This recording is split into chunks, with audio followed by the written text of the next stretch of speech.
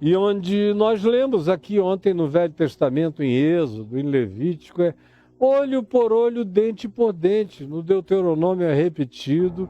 E nas práticas guerreiras de Israel, isso foi praticado inúmeras vezes no Velho Testamento. E depois Israel não teve tanta condição de praticar isso porque esteve sob julgamento e juízo. Mas o ódio foi se acumulando no coração de Israel. Se acumulou, se acumulou, se acumulou até que se transformou em trauma.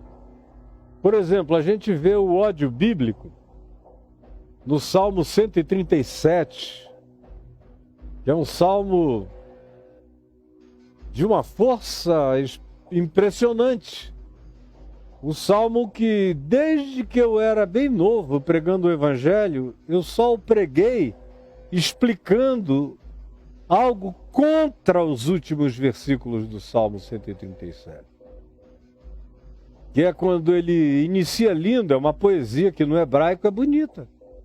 Porque até da vingança mais pavorosa ou do desejo de morte mais terrível, a gente pode produzir poesias com rimas e com melodias extraordinárias. Como é o caso do Salmo 137.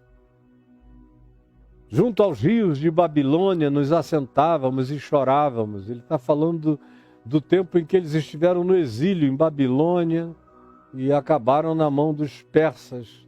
Depois continuaram já na própria terra, mas sob o domínio grego, helenista, de Alexandre o Grande, depois a alternância entre Ptolomeu e Seleuco, na dominação até chegarem aos romanos e até que no ano 70 da nossa era foram dispersos pela terra inteira. Mas foram movidos por ódio. E o Salmo 37 já mostra isso. Junto aos rios de Babilônia nos assentávamos e chorávamos, enquanto os nossos inimigos, os que tinham nos cativado, levado para cativeiro, nos pediam: cantai-nos algumas canções de Sião, para nos alegrarem o coração. Aí o salmista diz: mas como podemos nós cantar as nossas canções de alegria, se as nossas harpas estão penduradas nos salgueiros, nos chorões? Salgueiro é o que a gente chama aqui no Brasil de chorão. Tem aqui em casa, tem, ó. A planta se derrama. Não sei se você consegue ver, não dá para ver daqui. Mas tem um chorão aqui deitado em cima de um carramanchão com outra planta, uma trepadeira chamada Fogos de São João, linda. É o chorão. Então o Salmo 137 usa isso aí. As nossas harpas estão penduradas nos chorões, nos salgueiros. Como vocês podem pedir para nós cantarmos canções do Senhor em chão estrangeiro? Aí eles, na mesma hora, recuperam a memória do ódio. O lamento introduz o ódio vingativo. Aí eles pensam em Edom. Edom está ali naquelas montanhas todas em volta do Golfo de Acaba. É Mar Vermelho. É do outro lado de Eilat. As montanhas de Moabe, de Edom, de Amon, estão todas ali na curva do Mar Vermelho, no Golfo de Acaba. E aí são terras hoje da Jordânia e do Egito. Mas naquele tempo os filhos de Edom eram os descendentes de Ismael, filho de Abraão com a escrava. Ou seja, é de Edom que vêm os árabes. E é dos árabes que vêm os palestinos, que são árabes também, falam árabe. Então, desde aquele tempo em que Israel foi levado para aquele cativeiro em Babilônia, Edom está na parada do ódio. Por quê? Porque quando Jerusalém foi conquistada, é o Salmo 137 que diz isso. Diz que Edom bateu palmas, aplaudiu, vibrou com o esmagamento de Jerusalém. e com o cativeiro dos judeus, do povo que morava lá, que eram os judeus de Judá, a maior parte deles. E foram levados para a Babilônia. E aí o Salmo 137 diz: ai de ti, Edom, ai de ti, que te regozijaste no dia da calamidade de Jerusalém. É porque a gente não pode, a gente está preso aqui. Mas aí ele lança uma maldição e diz: feliz seja todo aquele. Isso é a Bíblia que diz no Salmo 137, com permissão poética: feliz seja todo aquele que pegar os teus filhinhos. Cara, eu não estou exagerando, está escrito, leia no Salmo 137. Pegar as tuas criancinhas, os teus filhinhos, e arrebentar a cabeça deles contra a rocha. Esmagar, esfacelar o crânio dos teus filhos. Trilhar as carnes de vocês. Passar por um picadinho, fazer um picadinho, tratorizar, colocar numa butaneira de carnes, para que vocês virem pedacinhos. É o desejo do cara, no Salmo 137. Isso é dito como um salmo na presença de Deus. Isso é animado pelo olho por olho, dente por dente.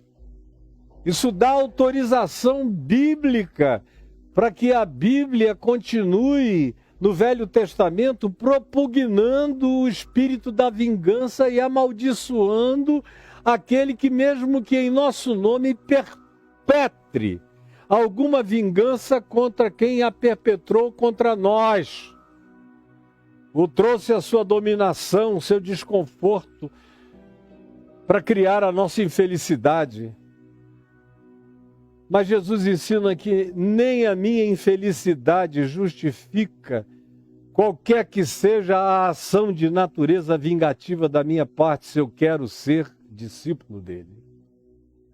Se eu quero ter alguma coisa a ver com ele, eu tenho que entender que em Jesus não existe justificativa para nenhum tipo de vingança. Em Jesus não existe justificativa nem para de longe você esfregar as mãos assistindo e dizer: bem feito, merecia. Quem diz isso é a sabedoria no livro de Provérbios. Os profetas repetem, dizendo: ai daquele que esfrega as mãos e diz bem feito diante da calamidade que cai sobre o seu próximo, seja ele quem seja, tenha feito ele o que tenha feito. Mas ai de ti que te alegras com o dia da calamidade.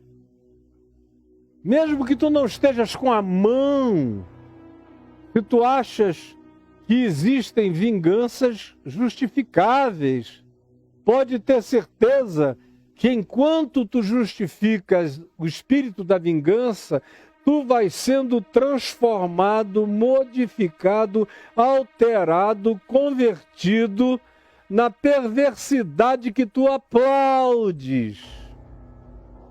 Ninguém jamais aplaude a perversidade impunemente, incolumemente, inconsequentemente. Há consequências, há retornos, há transformações, há mudanças, há alterações interiores para o mal, inevitáveis, que alcançam a qualquer um.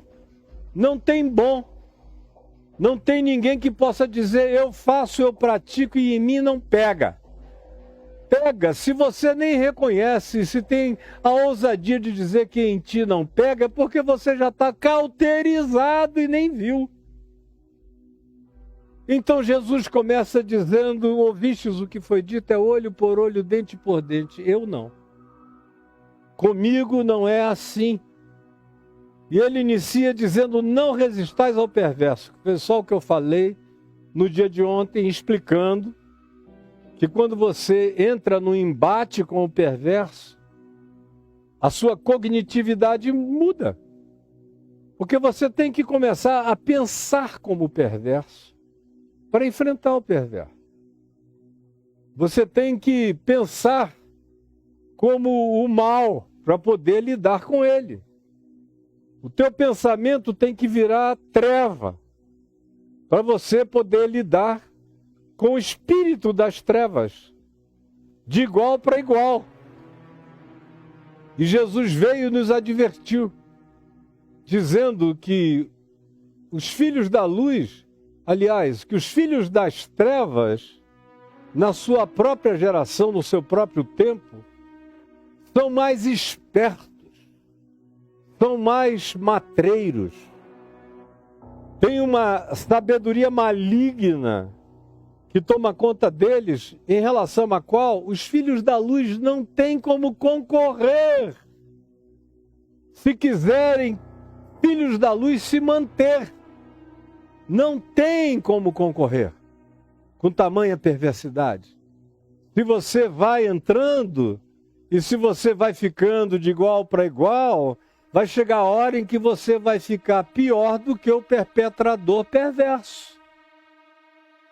A gente está assistindo esse princípio de Jesus diante dos nossos olhos, na televisão, lendo nos jornais, vendo na internet, recebendo vídeos. Eu estou entupido de vídeos que me mandam do mundo inteiro. Vídeos, inclusive, privilegiados. São mandados por pessoas extremamente autorizadas. Por exemplo, do governo de Israel. Ou amigos meus que mandam vídeos com a visão dos acontecimentos conforme o que vai ocorrendo na Palestina, dentro da faixa de Gaza. São coisas tão bárbaras que não dá nem para publicar, não dá para postar. Faz alguns minutos antes de eu vir para cá, eu recebi 3 ou 4 vídeos de uma pessoa, um empresário israelense muito, muito importante lá. Obviamente mostrando o lado sionista. Ele é bem sionista, esse empresário. Ele não é só um israelense, ele é de ideologia de extrema-direita religiosa sionista. E nós nos conhecemos, amigos aqui do Brasil nos apresentaram e nos conhecemos lá, jantamos juntos, começamos a conversar, a trocar algumas informações. Ficou muito claro para ele que nós não jogávamos no mesmo time, mas que eu era uma pessoa que para ele era interessante manter contato, como também para mim. Ele tem informações muito privilegiadas. E eu vi os vídeos. Falei, eu não tenho coragem de publicar isso aqui nem nas minhas redes sociais, no sentido de grupos de WhatsApp. Nem lá eu vou mandar. Porque eu vou mandar o quê? De um lado e do outro para ver a carnificina e ver quem é que praticou mais carnificina? A essa altura, a única diferença entre as carnificinas, ou as duas únicas, estão no fato de que a provocadora, que foi a carnificina terrorista do Hamas, foi completamente elaborada e foi uma vingança gelada, fria, premeditada, saiu, entrou e foi corpo a corpo, mano a mano. Foi direta. Matou logo 900, uma paulada só, 1000, no mesmo dia. Agora, de lá para cá, já são milhares os mortos e os milhares e milhares de feridos, porque a vingança é devida. Tem-se que vingar. Vamos arrancar, tirar a raiz e o ramo do Hamas. Agora, enquanto isso, as criancinhas na superfície vão sendo, como no Salmo 137, trilhadas e arrebentadas. Logo depois de eu receber esse vídeo, o embaixador de Israel me ligou, querendo saber como é que eu poderia ajudar em relação à imagem de Israel. Eu falei, olha, eu fui muito franco com ele. Eu falei, eu estou indo aí desde quando passou o Yom Kippur. Eu sou antigo indo à terra, antigo. A maior parte das histórias eu não precisei ler. Eu vi com os meus olhos. Eu assisti de um lado e de outro. Eu vi a mudança. Vi como o espírito da paz, depois que vocês mataram o último proponente de paz explícito, que era o Isaac Rabin como primeiro-ministro de Israel, e foi a extrema-direita religiosa judaica, a mesma que ampara o Netanyahu, que o matou, porque não queria paz, não queria dividir o Estado, que desde a ida, em 1947, antes de ir em 48, já estava determinado que ali seriam 2 estados, para 2 povos, que já conviviam lá pacificamente. Mas foi a entrada e a oficialização e a criação do Estado de Israel, que é, de fato, o primeiro Estado com oficialização dessa natureza estatal, que foi instaurado em todo o Oriente Médio, porque os outros eram reinos de sucessão dinástica. Israel foi a primeira democracia.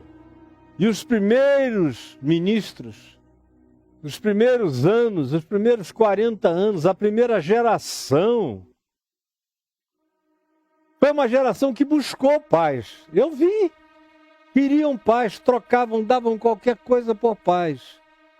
O único problema eram os religiosos extremos que inventaram a palavra indivisível para Jerusalém. Em Jerusalém, indivisível dos judeus. Isso não é uma proposta da lucidez político-diplomática, nem histórica. É uma proposta fundada na Bíblia, na Escritura, no cartório bíblico de Moisés, dos termos de Israel na Bíblia, que os religiosos, fanáticos judeus e fanáticos cristãos e evangélicos e pentecostais querem restaurar na inteireza bíblica depois de 4.000 anos, 3.000 anos, e será impossível, a menos que o Apocalipse venha antes e acabe com tudo para não ter terra para ninguém. Eu disse isso, em outras palavras mais resumidas, ao embaixador. Falei, eu não posso, não tenho condição. Meu compromisso é com o ser humano. A minha religião em Jesus é o ser humano. Essa é a minha religião. A religião que o Evangelho me ensina, a única possível e passível de ser praticada para o agrado de Deus na face desse planeta, é ter o ser humano como sua religião. Porque o único com quem eu posso fazer religação, religião é religar, religação, com moto próprio, em razão da minha decisão, é com o meu próximo. E quem me ensina isso é Jesus. E quem repete isso explicitamente com essas palavras que eu estou dizendo, é o irmão de Jesus, Tiago, na sua epístola. Que ele diz que se alguém, todavia, quiser ser religioso, teu negócio não é evangelho, é ser religioso. Então, se o teu negócio é ser religioso, eu vou te ensinar qual é a lei perfeita. Aí ele cita o irmão dele, Jesus. A lei perfeita é essa. É cuidar dos pobres nas suas necessidades e acolher e proteger os órfãos e as viúvas nas suas carências, demandas, aflições e necessidades. Essa é a única religião possível, é amar a Deus no próximo. Eu falei também, sem me estender tanto isso, ao embaixador. Aí ele me disse, eu não posso dizer nada ao senhor, mas eu só posso dizer o seguinte, a minha esposa concorda completamente com o que o senhor está dizendo. E para bom entendedor, essas palavras já bastam. Por que eu estou iniciando essa fala de hoje sobre vingança, continuação do dia de ontem? É porque se quis resistir ao perverso. Essa foi a motivação original daquele dia 7 de outubro, resistir ao perverso. Arrancar o perverso do mapa. E agora olhe, 2 semanas depois, o que aconteceu? Quantos milhares e milhares de inocentes foram mortos? O dinheiro absurdo que está sendo mobilizado, que dava para resolver o problema social inteiro daquela região e de boa parte da África. Mobilizado para o ódio, para a matança, para a guerra. E o planeta inteiro olhando para isso, essa apocaliptização cognitiva. Porque cada vez que um negócio desse acontece, a cognitividade humana é alterada, dá saltos cognitivos malignos, perversos, de vingança. Porque pouca gente olha e entende, a maioria olha, vê, mas não enxerga nada, não vê nada, não compreende nada, não discerne nada. Não sabe discernir mesmo. A verdade é essa, entre a mão direita e a esquerda. Nem se você amarrar um cordão de escrito dizendo direita e esquerda, o cara ainda não sabe ler. Ou não lê, ou se nega a ler. E continua tudo do jeito que está. O problema da vingança, os muitos problemas, mas dentre os muitos, um deles é que a vingança faz crescer aquilo que o Velho Testamento chama de a medida da iniquidade. A vingança é a força motriz da medida da iniquidade. Você faz contra mim, eu faço contra você, você faz contra mim, eu faço contra você, você faz contra mim, eu faço contra você. E eu já me dei o trabalho, na minha juventude, de ver, depois que essa expressão foi usada no Velho Testamento, a medida da iniquidade, a medida da iniquidade dos cananeus, dos heveus, dos jebuseus, se atingiu aos céus, por isso eles vão ser desterrados. Esse era o pretexto para a invasão dos hebreus, da tribo dos israelitas na terra de Canaã, sob a liderança de Josué, que a medida da iniquidade dos habitantes da terra de Canaã tinha extrapolado. Aí eles entram, sob esse argumento e nesse pretexto, numa terra onde eles nunca tinham morado antes. Só Abraão tinha passado rapidamente por alguns lugares. Mas nunca tinham morado de ponta a ponta na terra. Não dava, era Abraão sozinho. Com mulher e um grupinho, um clã, só isso. Pouca gente para tanta terra, considerando um indivíduo só. Aí eles entraram, mas depois de um tempo, você começa a ouvir, quando os primeiros profetas começam a se levantar, e o primeiro profeta oficial, assim designado por esse nome, foi Samuel, lá em Israel, você começa daí para frente a ouvir sobre a medida da iniquidade de Israel, que tinha aumentado. E essa foi uma palavra profética dita algumas vezes a Israel, dizendo a medida da tua iniquidade está crescendo. Está chegando perto dos céus a medida da tua iniquidade. E o espírito era o de guerra, ódio, batalha. Era o tempo dos juízes, de Sansão. É um tempo de musculatura, de guerra, porque era um tempo primitivo mesmo. Cada um, diz o livro de Juízes, cada um fazia o que lhe vinha na cabeça. Aí matavam, trilhavam, arrebentavam, se vingavam, eram vingados, trocavam vinganças. Foi. Davi ainda viveu a maior parte da sua vida no meio dessa loucura caótica. Depois que ele se tornou rei, ele começou a amainar as fronteiras, a unificar a nação, vem Salomão, e é aquele período de prosperidade material, econômica e financeira áurea, é um período áureo, mas espiritualmente é um dos períodos mais horrorosos, porque Salomão se tornou um arrogante, soberbo, idólatra, bruxo, um sincretismo ambulante, feiticeiro. Ele era inteligentíssimo, aprendeu não só ciências e botânica e astronomia, mas astrologias de todos os tipos e também as bruxarias mais perversas dos povos mais distantes. Ele incorporou tudo, ele fez o maior de todos os sincretismos na sua mente. É por isso que quando Jesus alude a Salomão, ele o faz numa hora em que ele está expulsando demônios e o chamaram de representante de Belzebu. Aí ele disse, olha, se eu sou representante de Belzebu, por quem que os vossos filhos expulsam demônios? E é nesse contexto em que ele diz, olha aqui para mim, eis aqui quem é maior do que Salomão, em relação a ter acabado de expulsar um demônio. Porque todo mundo ali sabia da fama de Salomão como bruxo, como feiticeiro. Também. Eis aqui quem é maior do que Salomão, sobre tudo, qualquer coisa de Salomão, bruxaria de Salomão, poderes de Salomão, qualquer coisa de Salomão. Eis aqui quem é maior. E eu, porém, vos digo,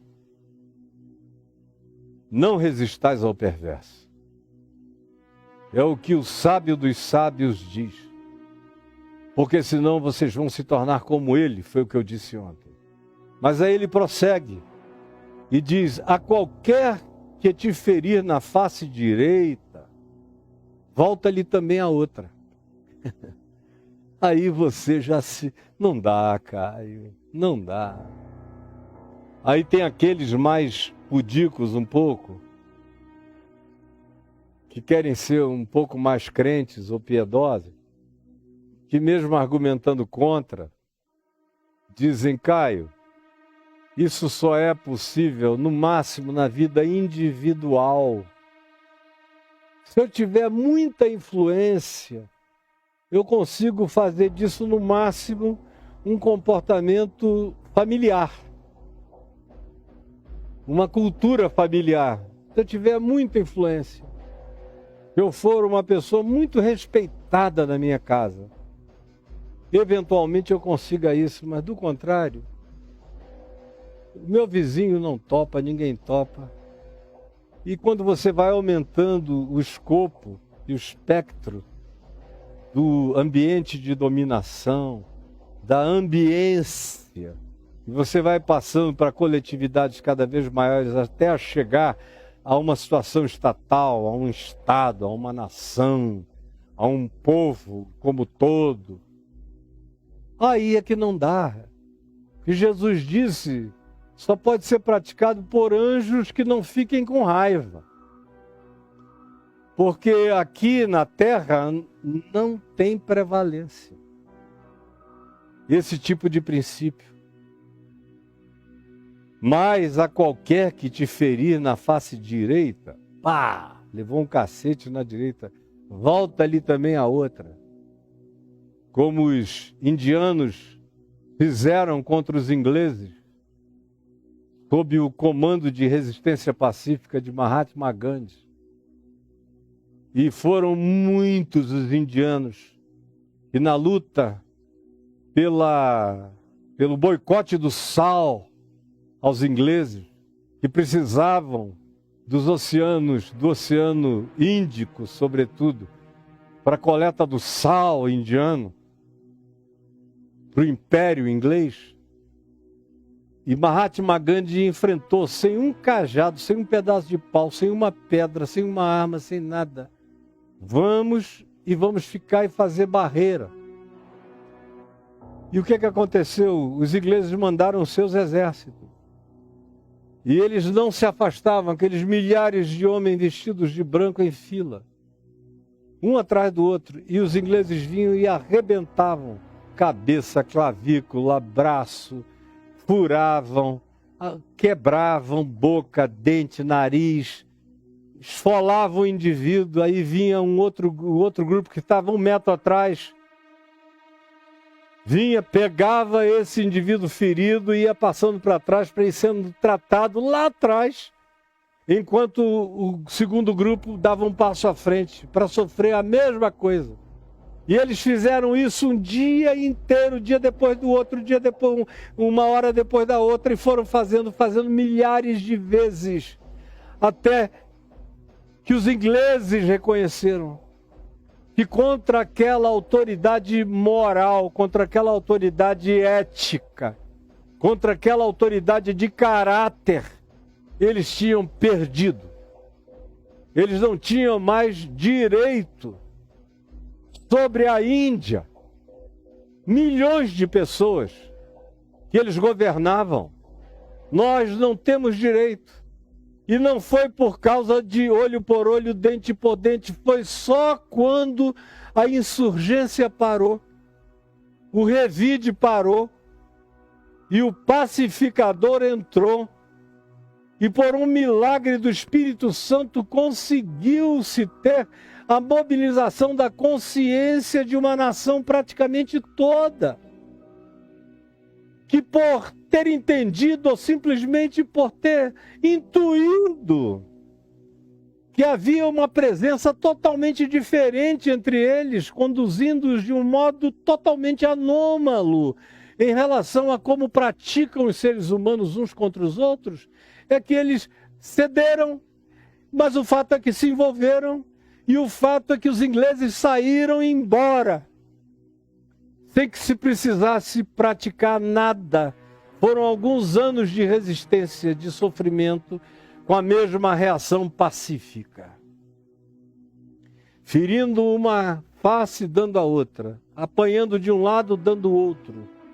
Como Jesus disse, a qualquer que demandar contigo a tirar a tua túnica, deixa-lhe também a capa. Se alguém te obrigar a andar 1 milha, vai com ele 2. Ele vai cansar. Ele está batendo por ódio. Você está apanhando por coragem.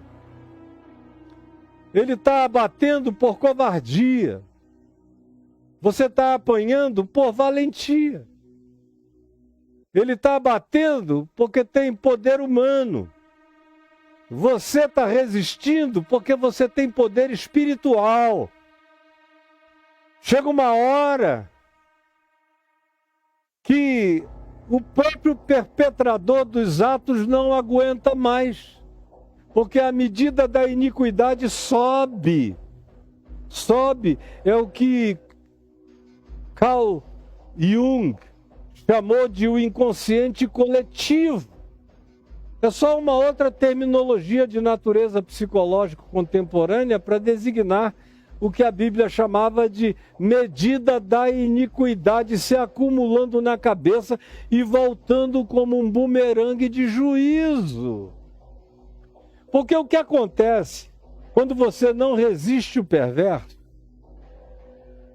Para não resistir o perverso, você tem que ter uma consciência de natureza espiritual que alcança o nível e a percepção de que o olho por olho, dente por dente, só perpetra a continuidade dos ódios e das guerras e das vinganças, de geração em geração, de geração em geração, de geração em geração.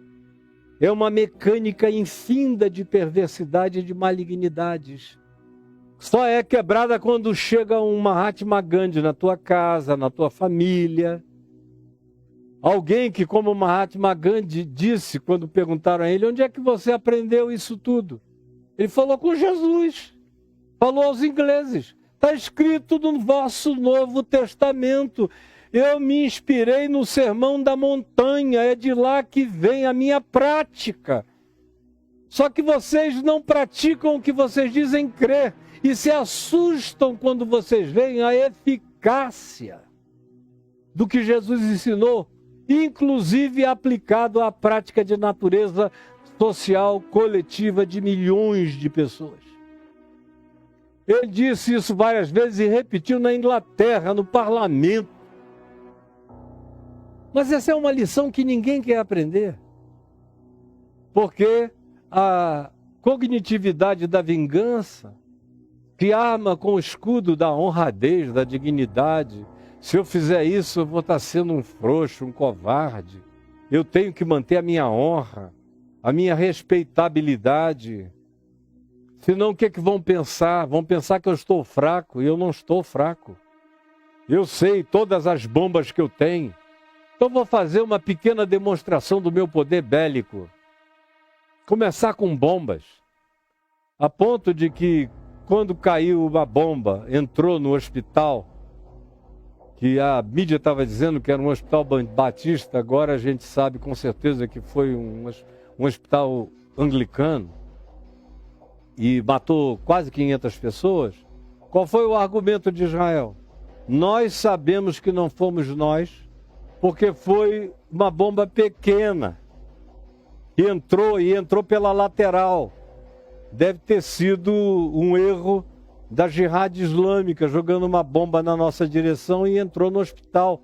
Fez chabu, o foguetório, caiu aí.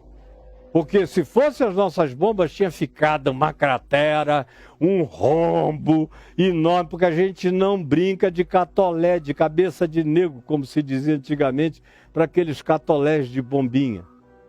Não, a gente não joga isso. A gente não brinca de morteiro, só se for no mano a mano. Para uma coisa desse tamanho, a gente manda ogivas pesadas que entram e criam uma cratera, romba até o fundo. Eu ouvindo aquela justificativa dizendo, meu Deus, o cara está assinando o fato de que a desproporcionalidade da vingança é descomunal, a tal ponto que já virou perversidade cauterizada no coração. Aleluia, que venha a nossa chuva. Graças a Deus, aqui não é bomba, é trovão, é sinal de chuva para esta terra seca, que está precisando desesperadamente. Mas a cognitividade de quem se vinga é alterada. O cara não enxerga mais. A adrenalina também toma conta da coletividade inteira, fica aquele frisson.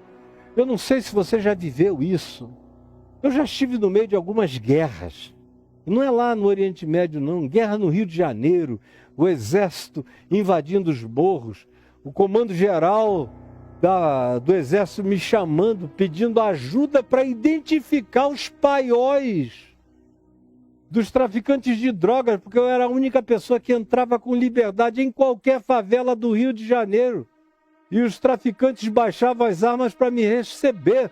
Todo mundo sabe disso. Está registrado nos jornais, para todo lado. Não tem. Aqui eu não digo nada que não tenha fato, comprovação. Guerras, para todo lado, guerras entre eles, quadrilhas. Lá, Fábrica de Esperança era tiroteio o dia inteiro. Morteiro, bomba.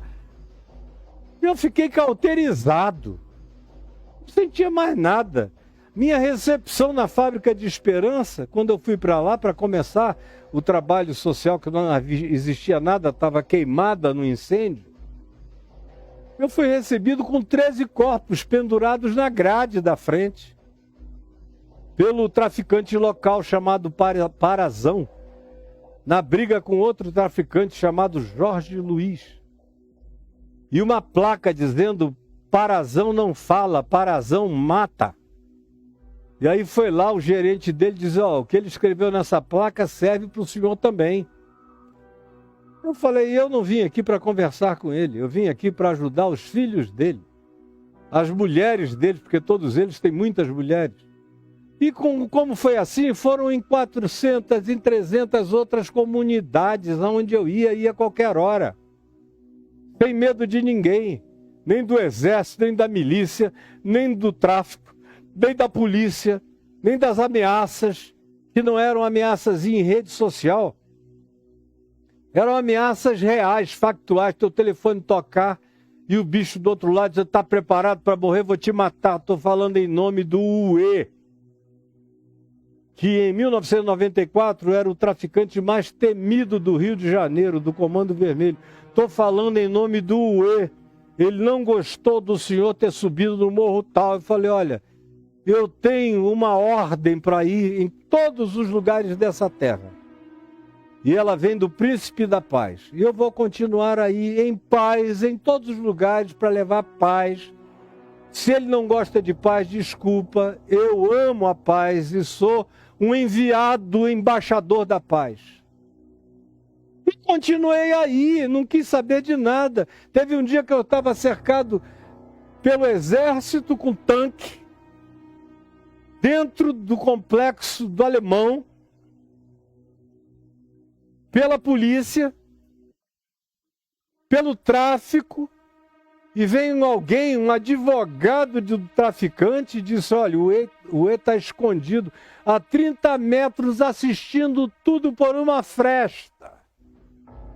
E está de olho no Senhor. Eu falei: ele pode ficar de olho em mim porque ele vai ver Jesus.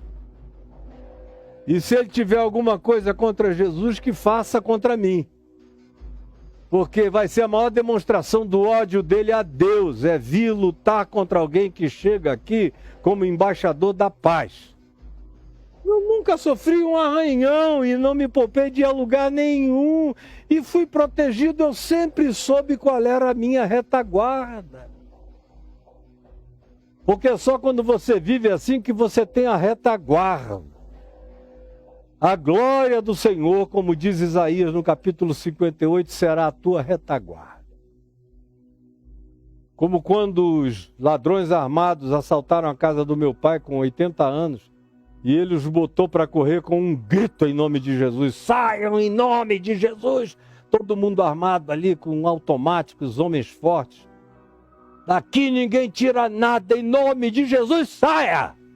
E eles saíram na carreira, que se atropelaram, não conseguiam nem sair pela porta. Depois saíram pelo portão que estava...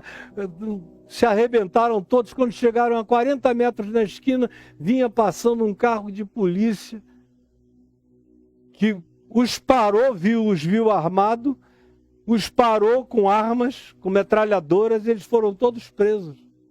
E depois eu perguntei ao papai, ele falou: meu filho, eu só tenho uma curiosidade.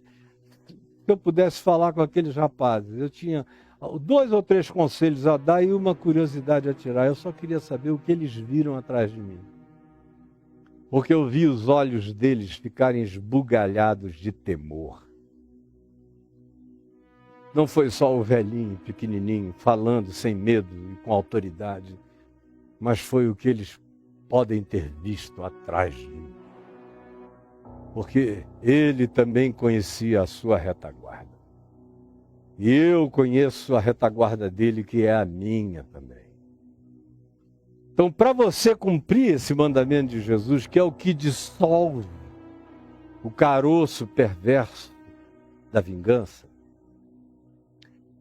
tem que ser homem e mulher de verdade. Se for mulher, tem que ser como o Davi Ben-Gurion disse quando era primeiro-ministro de Israel, e a Golda Meir era uma das secretárias, ministras do governo dele. Ela foi ministra de 3 ministérios diferentes até virar primeiro-ministro. Ele disse: o homem mais homem que eu tenho no meu gabinete é a Golda. É a Golda. Hoje em dia talvez fosse ofensivo, mas naquele tempo foi tirado e tomado como um grande elogio. Porque não tinha ninguém com mais fibra, mais resiliência, mais coragem, mais determinação, mais resistência. E não era para matar, era para propor paz. Para suportar o antagonismo, propondo e querendo vencer com paz, com verdade e com justiça.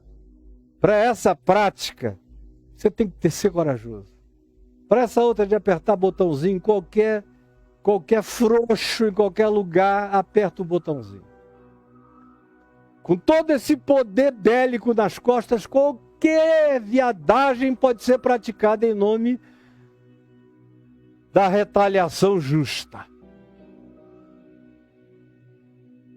Mas obedecer esse mandamento do Evangelho, a qualquer que te ferir na face direita, volta ali também a outra. Você tem dificuldade de convencer, às vezes, a tua mulher a respeito disso, o teu marido a respeito disso, os teus filhos a respeito disso. Eles podem te interpretar como frouxo. Já começa de dentro de casa. Você não vai fazer nada, não? Você não vai dar uma resposta? A pessoa tem que saber quem você é, afinal de contas, Quem tem o poder está do lado de cá, não é? Ele só está enganado, ela só está enganada, ou eles só estão enganados. Demonstre. Demonstre. E eu não estou aqui para demonstrar pedido de ninguém. Se Jesus me pedisse para eu me vingar, eu iria repreender esse Jesus em nome de Jesus, porque não é o Jesus do Evangelho. Como Paulo disse, mesmo que se aparecer um anjo de luz na tua cara, falando para você em nome de Jesus, o que no Evangelho não foi ensinado, repreenda em nome de Jesus, porque Jesus não mudou de ideia quanto à paz, nem vai mudar, não vai deixar de ser o príncipe da paz, e no dia que ele quiser fazer qualquer coisa, faça ele, mas eu não farei em nome dele, porque eu sou só um discípulo que aprendi o que ele ensinou. E vou morrer praticando apenas o que ele ensinou. Agora tem que ter coragem. Não dá para ser frouxo. Tem que saber quem você é profundamente. Sem se importar com o que o outro possa estar pensando, imaginando. Ou com os estímulos, porque nessa hora vem estímulos de todo lado. A vingança recebe muitos estímulos. E a retaliação também. Tem torcida organizada de todo lado, querendo represálias alternantes. Mas isso não para até que o mundo acabe. Tomando esse exemplo da guerra atual, que não é da Rússia contra a Ucrânia, eu estou falando da guerra entre judeus e o Hamas, a guerra tópica, mas o conflito histórico entre judeus e palestinos. Isso começou numa casa, numa tenda, com 2 mulheres e um homem, há 4.000 anos. E esse negócio está aí até hoje. Vai mudando de argumento, mas o antagonismo, sempre que alguém se realça com mais poder, um lado cresce mais do que o outro, o antagonismo é exacerbado, inclusive pelas forças da propositura antagônica que vem das torcidas organizadas de todos os lados. A gente está lidando com torcidas organizadas da perversidade. Eu só ouço o coro da morte cantando nesse coliseu apocalíptico da história.